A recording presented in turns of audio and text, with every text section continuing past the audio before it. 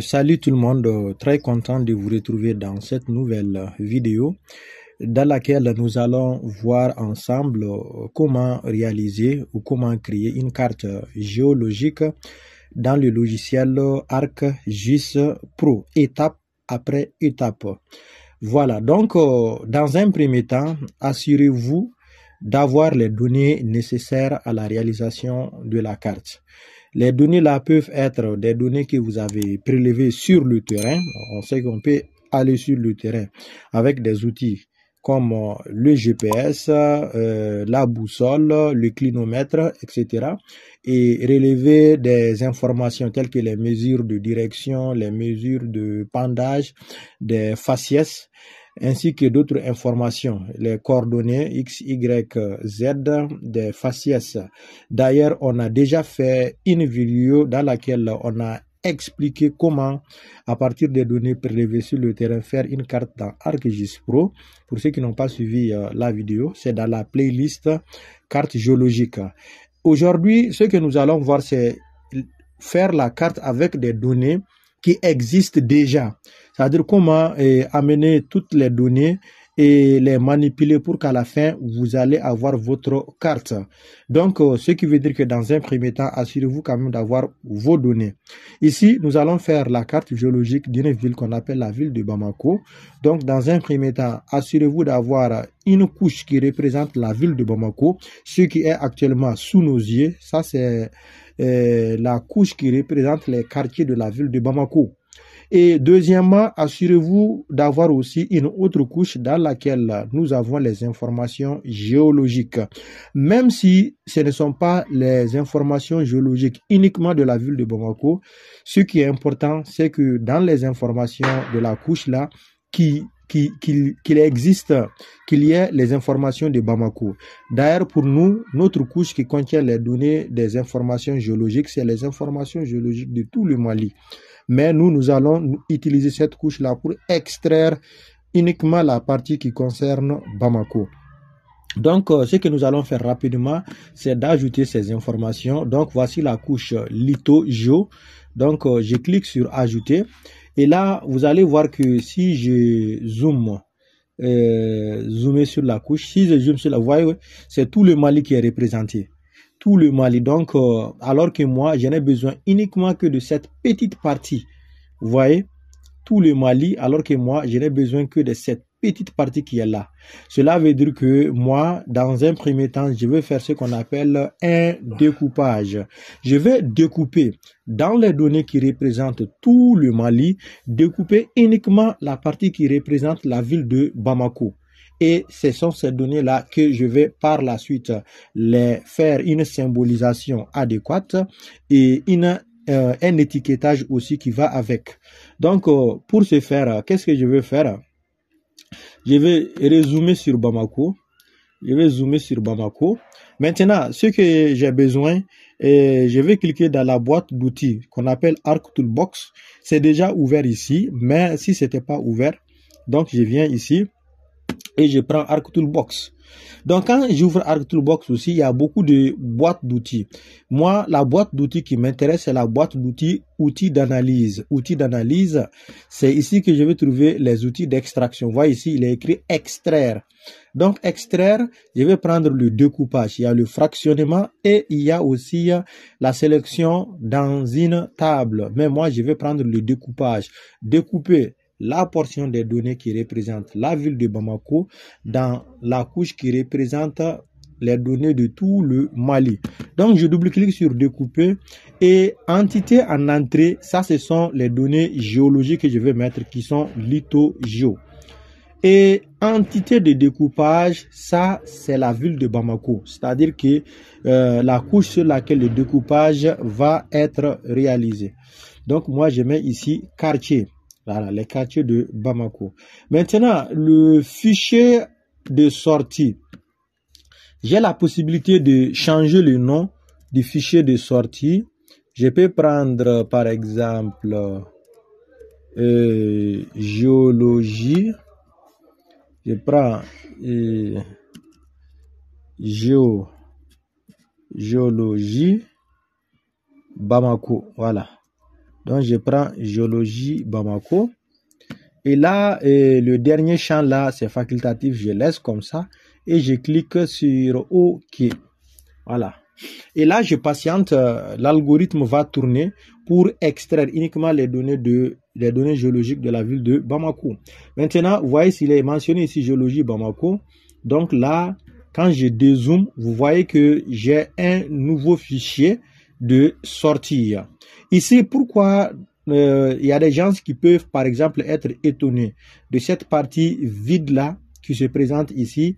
Au fait, pour quelqu'un qui connaît bien la ville de Bamako, c'est par cette zone-là que passe le fleuve Niger.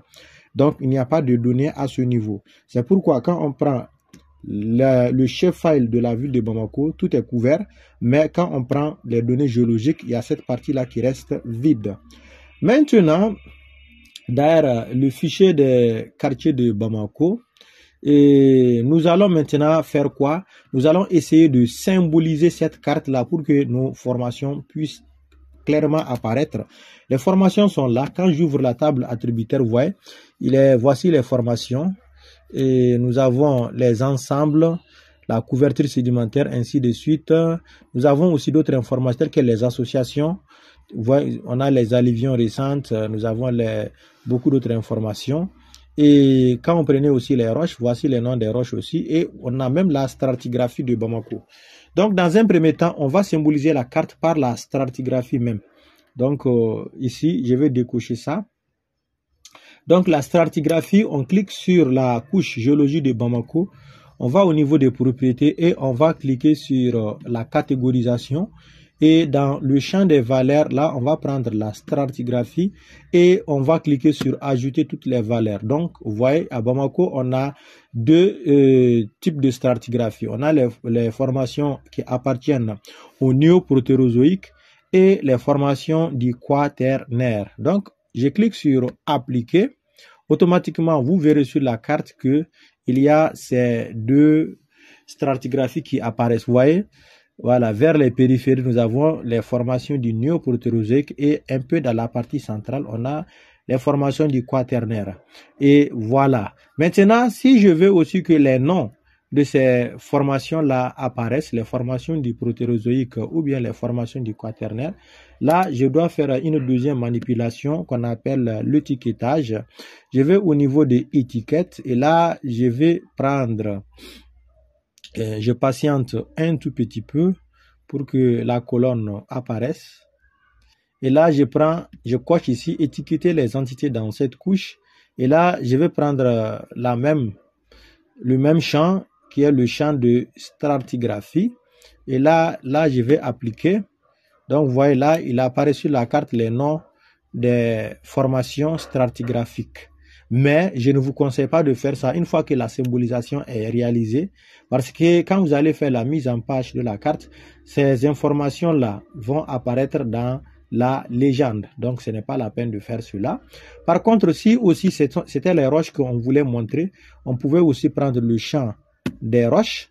Et là, on clique aussi sur ajouter les valeurs. Maintenant, on va décocher cette première ligne-là qui représente les erreurs de digitalisation. Parce que quand on fait la digitalisation, on laisse toujours quelques marges d'erreur. Donc, on va laisser les marges d'erreur là. On clique sur appliquer. Et là, si vous voulez même, vous pouvez changer la combinaison des couleurs. Voilà. On peut choisir une combinaison qui nous convient. Voilà. Et là, on clique sur OK.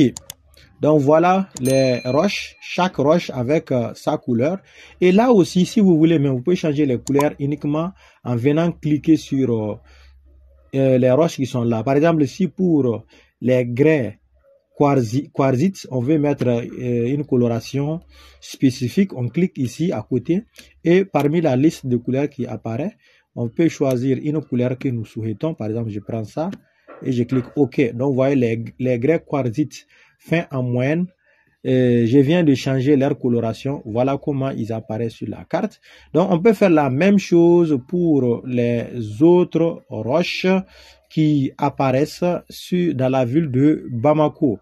Et là, maintenant, si vous voulez, vous pouvez toujours cocher la ville de Bamako, Mais ici, ce n'est pas très très joli parce qu'il y a les limites des quartiers qui apparaissent ici et qui peuvent nous conduire dans l'erreur.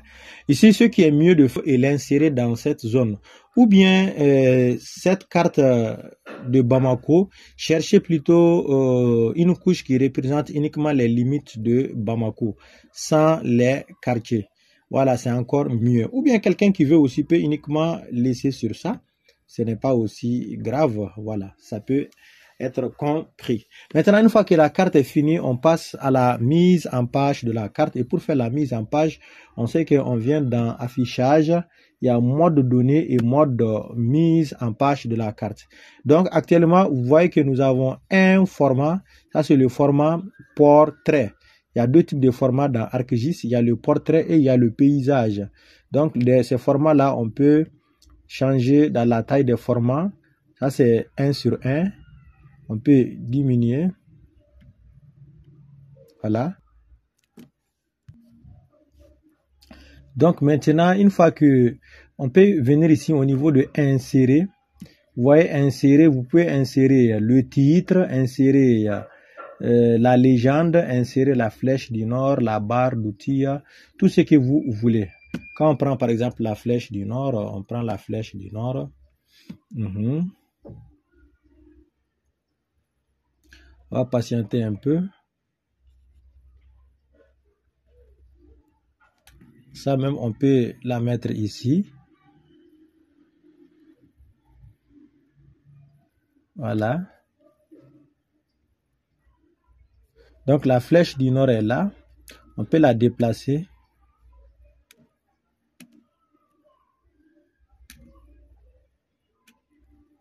Et on peut l'ouvrir. Voilà la flèche du nord.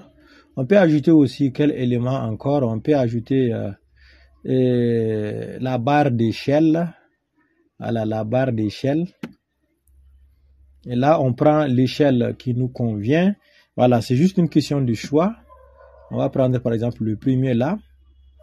Voilà, la barre d'échelle aussi, on peut la poser ici. Voilà. Voilà. Et l'échelle aussi, si vous voulez modifier, vous double-cliquez sur l'échelle. Ça vous permet de changer dans les subdivisions, l'unité que vous voulez utiliser dans l'échelle. Tout ça, vous pouvez changer ça ici. Donc, si ça vous convient, vous cliquez. Ou bien, vous prenez l'échelle même ici sur la carte et vous poussez un peu seulement. Voilà, ça change, ça va changer les dimensions de l'échelle. Voilà. Maintenant, après l'échelle, on peut aussi ajouter, insérer la légende même. Voilà. Bon, la légende, vous avez ici deux champs. Dans le premier champ, tous les éléments qui apparaissent ici et dans le deuxième champ, les éléments qui vont réellement figurer dans la légende. Donc, vous prenez un élément ici, vous le glissez de l'autre côté et ça va apparaître sur la légende. Actuellement, vous voyez, il est déjà sélectionné géologie de Bamako. Maintenant, on peut ajouter aussi les quartiers ou bien on laisse. Maintenant, géologie de Bamako, une fois que vous avez choisi ici le nombre de colonnes de la légende. Si vous voulez que tous les éléments soient dans une seule colonne, vous gardez le chiffre 1. Mais si vous voulez que ça soit deux ou plusieurs colonnes, vous changez le chiffre. Donc, nous, on va garder dans une seule colonne. On clique sur le suivant. Donc, le suivant, vous patientez. Le logiciel souvent est lent. Et là, vous voyez la taille des éléments de la légende, la police, si vous voulez mettre en gras, en italique, ou bien que ça soit souligné. Voilà, vous voulez souligner l'écriture. Vous pouvez centrer, mettre à gauche, mettre à droite. Donc, tout ça, c'est possible. Vous cliquez encore sur le suivant. Maintenant, si vous voulez mettre des bordures tout autour de la légende, vous pouvez prendre... Voilà, ce qui vous convient. Mais un arrière-plan, je ne vous conseille pas cela parce que cela peut affecter les couleurs même de la légende. Donc, il faut laisser et l'ombre portée aussi. Et vous cliquez sur le suivant et là, voilà, tout est bon. Et là, vous cliquez sur le suivant encore. Et là, vous cliquez sur terminer. Voilà, la légende est en cours de construction. Mais ici, c'est quoi notre souci? Notre souci, c'est que la légende contient beaucoup d'écriture, c'est-à-dire des phrases qui sont très longues. Donc, c'est pourquoi souvent sur certaines cartes, qu'est-ce que vous allez remarquer? Cette légende-là, qu'est-ce que les gens vont faire? On va copier ça, copier la légende et vous ouvrez, vous prenez une page. Souvent dans les documents, vous allez remarquer ça. Vous prenez une page entière et vous allez coller la légende, voilà, comme ce cas-là. c'est-à-dire que vous allez coller la légende. C'est pourquoi quand vous faites la cartographie, il faut aussi avoir des données en infographie. Voilà, l'infographie, ça aide beaucoup. Par exemple, ici sur la page, là même, ce qui est mieux de faire, on va prendre l'orientation.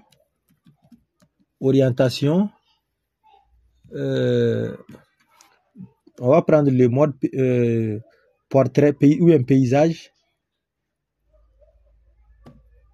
Voilà. On va prendre le mode paysage. Et là, on va coller la légende. Voilà, on va coller la légende. Vous voyez que là, la légende est plus lisible ici que si on garde dans la mise en page de cette carte-là. Voilà. Donc, cela veut dire que la carte-là, quand on va l'insérer à côté et on va mettre cette légende-là qu'on a créée ici. Voilà. Donc, dans ce genre de manière-là, c'est comme ça qu'il faut faire la légende. Maintenant, cette légende-là, on va la supprimer complètement. Donc, cette légende, on n'a pas besoin de ça. Et maintenant, vous insérez aussi un titre à la carte. Un titre. On peut dire carte géologique de Bamako. Carte géologique de Bamako. Voilà, carte géologique de Bamako. Voilà, c'est bon. Là aussi, si vous voulez modifier le titre, là, à chaque fois, si vous voulez modifier quelque chose, vous double-cliquez. Donc, ça vous permet de changer tout ce que vous avez à changer. Voilà. Donc, si le titre est bon, on peut même mettre les... Comment on appelle ça? Les grilles. Voilà, ainsi de suite. Maintenant, après tout cela, voilà, on va sur couche. On va sur propriété. Et on va prendre le quadrillage. Un nouveau quadrillage, vous voyez, graticule. Diviser la carte en fonction des méridiens et parallèles, ou bien en fonction, diviser la carte en quadrillage d'unité de la carte. Bon, on va prendre les méridiens et les parallèles. On prend suivant et étiquette uniquement, ou bien gradation avec les étiquettes. Prenons le 2. Maintenant, vous allez choisir l'intervalle. Actuellement, il est choisi 30 secondes par défaut. On peut garder ça. Si cela ne convient pas, on peut revenir modifier cela. Donc, on clique sur suivant. Et là, même le style du texte, si vous voulez, vous pouvez changer le style du texte.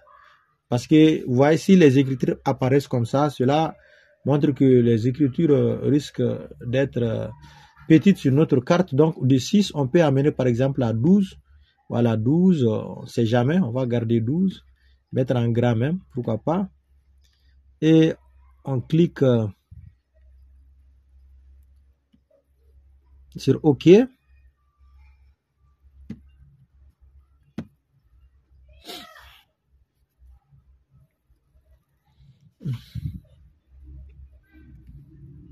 Là, on clique.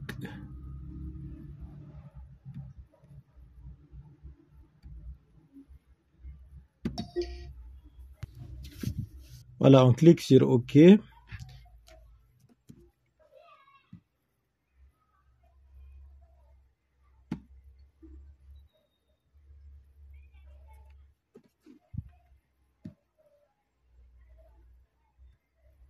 Donc là, on clique sur suivant et terminer. Et on va appliquer pour voir. Voilà, vous voyez qu'avec les 30 degrés là, au fait, les 30 degrés ne sont pas bons. Il y a trop de... C'est-à-dire l'intervalle est très petit. Donc ce que nous allons faire, on va plutôt ce quadrillage là, on ne va pas l'appliquer. Voilà, on va prendre un nouveau quadrillage où cette fois-ci on va changer l'intervalle là. Voilà, de 30 secondes, on va plutôt prendre 1 minute. 1 minute 30. 1 minute 30. On clique avec les gradations et les étiquettes. On prend suivant. Donc là aussi, on peut changer ça aussi si nous voulons. Et on prend encore suivant. Voilà. Et on prend encore terminé. Et on applique. Vous voyez que là, cette fois-ci, voilà, cette fois-ci, les grilles, ça va un peu. Les grilles, ça va un peu. Maintenant, et les bordures aussi. Voilà, il faut les pousser un peu pour que les étiquettes là puissent rentrer. Voilà, rentrer.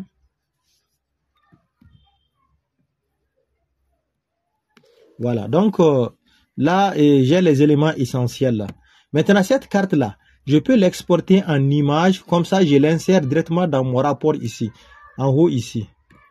Et ça là. Voilà, donc c'est comme si cette carte-là, si je veux, je prends la carte et exporter la carte. Je peux l'exporter sous format de PDF ou bien sous autre format. Donc la carte là, je vais mettre carte Bamako. Et carte Bamako là, si je veux, je vais prendre le nom du dossier.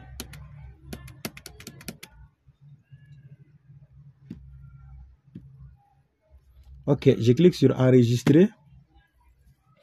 Voilà, donc là, ma carte, elle est là. Donc, je prends la carte automatiquement, je copie, je viens dans le rapport et je vais l'insérer. Donc, vous voyez, la carte, elle est là. Donc, vous voyez, la carte, elle est là. La carte, elle est carrément séparée de la légende parce que la légende, là, elle est trop longue. Voilà. Donc, voilà, c'était un tutoriel très rapide. Voilà, pour vous montrer seulement comment faire la carte géologique et comment faire rapidement aussi la mise en page. J'espère que vous avez appris quelque chose dans ce tutoriel-là et merci beaucoup.